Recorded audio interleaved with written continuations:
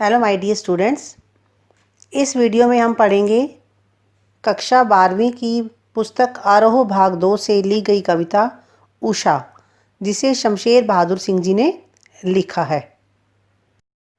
शमशेर बहादुर सिंह नई कविता के समर्थकों में से एक माने जाते हैं।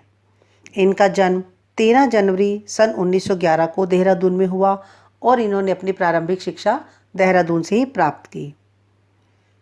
इन्होंने उच्च शिक्षा इलाहाबाद विश्वविद्यालय से प्राप्त की और चित्रकला में इनकी प्रारंभ से ही रुचि थी। इन्होंने प्रसिद्ध चित्रकार उकील बंधुओं से चित्रकारी में भी प्रशिक्षण लिया। शमशेर बहादुर सिंह ने सुमित्रा नंदन पंत के पत्र रूपाब में भी कार्य किया और इन्हें कबीर सम्मान सहित अनेक पुरस्कारों से नवाजा गया। सन 1993 में अहमदाबाद में इनका देहांत हो गया। इनके कुछ रचनाएं इस प्रकार हैं: कुछ कविताएं, कुछ और कविताएं, चुका भी हूँ नहीं, उर्दू हिंदी कोश, दोआब, प्लाट का मोर्चा इत्यादि। शमशेर बहादुर सिंह ने साहित्यिक खड़ी बोली का प्रयोग किया है। प्रकृति के नज़दीक रहने के कारण इनके प्राकृतिक चित्र अत्यंत जीवंत लगते हैं। उषा कविता में प्रातःकालीन वातावरण का बड़ा ही सजीव और सुंदर वर्णन कवि ने किया है। उषा कविता में कवि शमशेर बहादुर सिंह ने सूर्योदय से ठीक पहले के पल पल परिवर्तित होने वाले प्रकृति के नज़ारों को शब्दों के माध्यम से उकेरा है।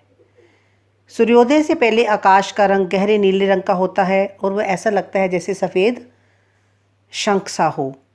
आकाश का रंग ऐसे लगता है मानो किसी गृहिणी ने राख से चौका लीप दिया हो।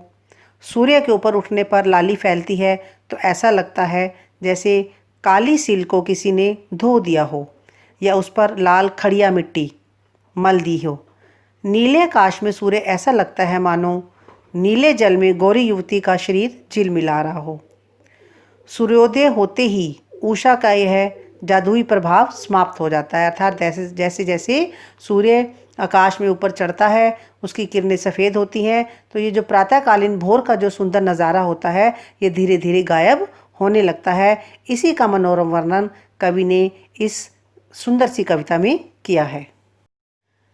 प्रात नभ था बहुत नीला शंख जैसे, भोर का नभ राख से लीपा हुआ चौका अभी गीला पड़ा है। इन पंक्तियों में कवि ने सूर्योदय से पहले के वातावरण का बड़ा ही सुंदर चित्र प्रस्तुत किया है। सूर्योदय का मनोहारी वर्णन कवि करते हुए कहता है कि सुबह का आकाश ऐसा लगता है मानो नीला शंख हो। कहने का अर्थ यह है कि इस समय जो आसमान है शंख के समान गहरा नीला दिखाई देता है, बिल्कुल पवित्र दिखाई देता है, स्वच्छ दिखाई देता है। वातावरण में सुबह सुबह की नमी प्रतीत होती है, मॉइस्चर है, नमी प्रतीत होती है। सुबह सुबह आकाश ऐसा लगता है मानो राख से लीपा हुआ चौका अभी गीला पड़ा है।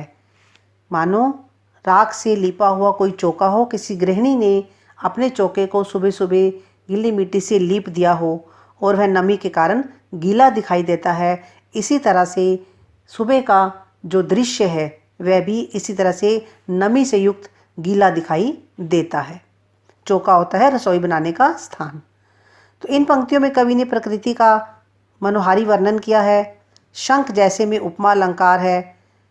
ग्रामीण परिवेश का वर्णन करते हुए कवि ने नए उपमानों का प्रयोग किया है। बहुत काली सील जरा से लाल केसर से, कि जैसे धुल गई हो सलेट पर या लाल खड़िया चौक मल दी हो किसी ने। सिल होता है मसाला पीसने के लिए बनाया गया एक पत्थर। गाँवों में आज भी सिलबट्टे का प्रयोग किया जाता है और उसके ऊपर कुछ ना कुछ मसाला पीसा जाता है या दाल इत्यादि पीसी जाती है।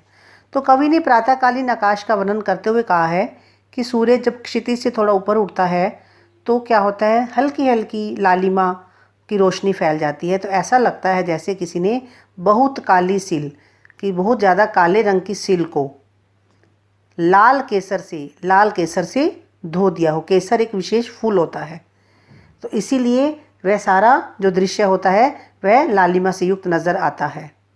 कि जैसे धुल गई हों, अब जो अंधेरा है वह काली सील तथा सूरज की लाली केसर के समान लगती है। और जैसे ही केसर का रंग फैलता है और जो काला रंग है वह खत्म होना शुरू हो जाता है, तो उस समय आकाश ऐसा लगता है मानो स्लेट पर या लाल खड़िया चौक मल दी हो लगा दी हो।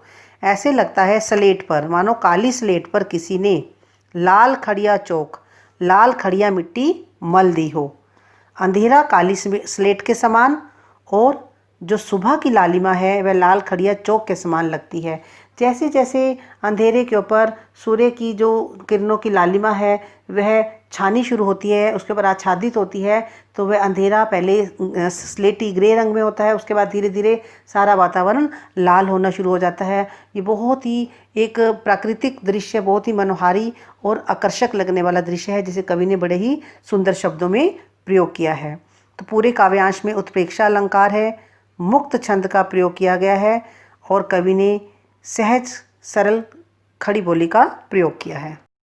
नील जल में या किसी की गौर झिलमिल देह जैसे हिल रही हो, और जादू टूटता है इस उषा का अब सूर्योदय हो रहा है।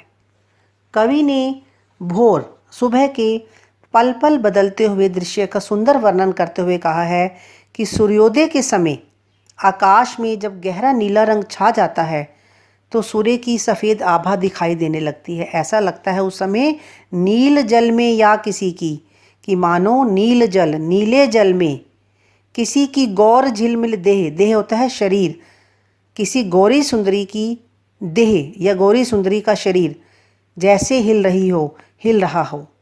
पानी के अंदर, नीले पानी के अंदर कोई गोरे रंग की स्त्री खड़ी है और जिसका शरीर उसके अंदर झिलमिला रहा हो, सारा वातावरण ऐसे लगता है। और जादू टूटता है इस उषा का अब सूर्योदय हो रहा है। ऐसा लगता है जैसे जैसे सूर्य ऊपर उठना शुरू होता है, प्रकाश फैलाना शुरू होता है, तो धीमी हवा व नमी के कारण सूर्य का प्रतिबिंब हिलता हुआ सा प्रतीत होता है। और कुछ समय के बाद जब सूर्योदय हो जाता है तो उषा का पल पल बदलता हुआ सौंदर्य एकदम समाप्त हो जाता है। इतने जो सुंदर उपमान कवि ने यहाँ दिए हैं, सुंदर, हर क्षण जो सूर्योदय का दृश्य बदलता है वह धीरे धीरे समाप्त होना शुरू हो जाता है। ऐसा लगता है कि उषा का जादुई प्रभाव धीरे धीरे कम होता जा रहा है। जैसे जैसे सूर्य की किरणें अपना तेज़ होनी शुरू होती हैं, सफ़ेद रंग की किरणें चारों तरफ छा जाती हैं, तो ये जो लालिमा से युक्त दृश्य होता है ये समाप्त हो जाता है।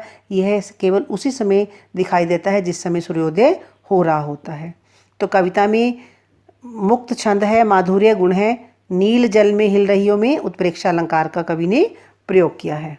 तो बच्चों, इस तरह से कवि का इस कविता को लिखने का उद्देश्य ये है कि वह सूर्योदय से ठीक पहले के पल पल परिवर्तित होने वाले प्रकृति के नज़ारे को सबके सामने लाना चाहता है, उसे शब्दों में, उसे शब्दबद्ध करना चाहता है। तो कवि ने उसे शब्दों में बांधने का बड़ा ही सुंदर और अद्भुत प्रयास किया है।